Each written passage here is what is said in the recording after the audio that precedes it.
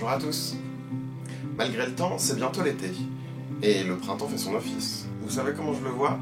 Pas en regardant dans le ciel, en regardant mon chat. C'est la période où les chats perdent leur poil, tout simplement parce que leur poil d'hiver est beaucoup plus épais, et lorsque le printemps est passé, ils en perdent pour pouvoir réguler leur température. C'est aussi la période où vous trouvez des poils partout. Hey, ça va?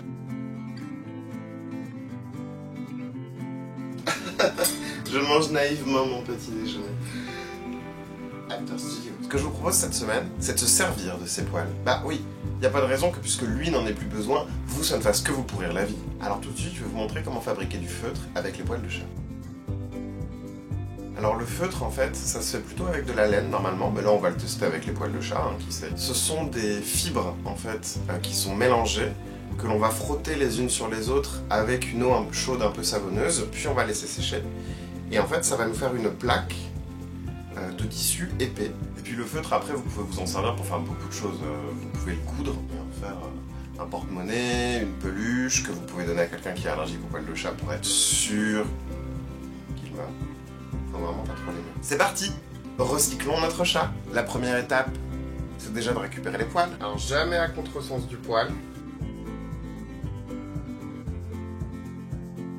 En fait, si vous ne brossez pas un chat à poils longs, il a naturellement beaucoup de poils qui s'en vont, qui se séparent du corps, mais qui restent piégés à l'intérieur. Et lorsqu'il se lèche, il avale en fait beaucoup de ses poils morts, ce qui peut à terme poser des problèmes de santé. Et on retourne.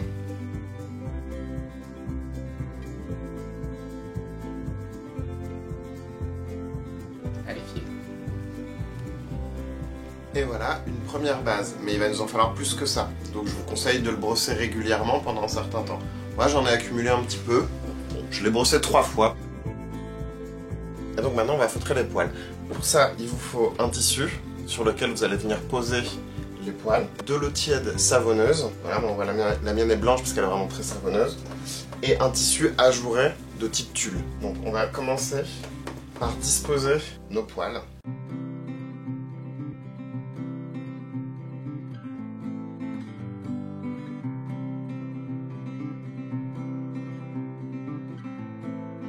C'est le coussin le plus doux et le plus allergène que je n'ai jamais vu.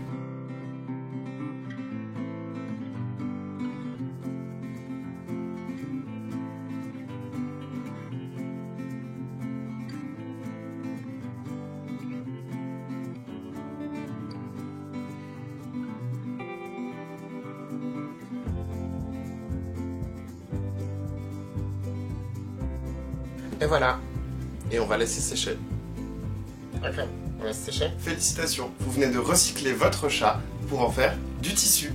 Bon, du tissu grossier, mais vous avez recyclé votre chat.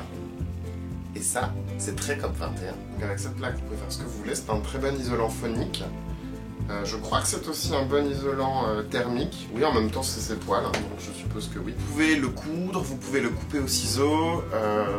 Coller, je pense pas, parce que les poils, ça fond, ça brûle. Mais vous pouvez le travailler comme un tissu. C'est un tissu épais. Regardez comme c'est mignon.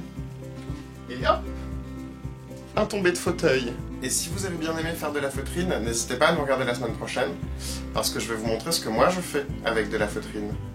Et il y aura une surprise à la fin de la vidéo. Tu dis au revoir, Crêpe? Au revoir, Crêpe! Hey copain, tu peux aller voir Crêpe sur Facebook, sur Instagram, même sur Snapchat. Il a aussi Twitter. Alors va retrouver Crêpe sur les réseaux sociaux, enfin si tu veux. Et puis abonne-toi.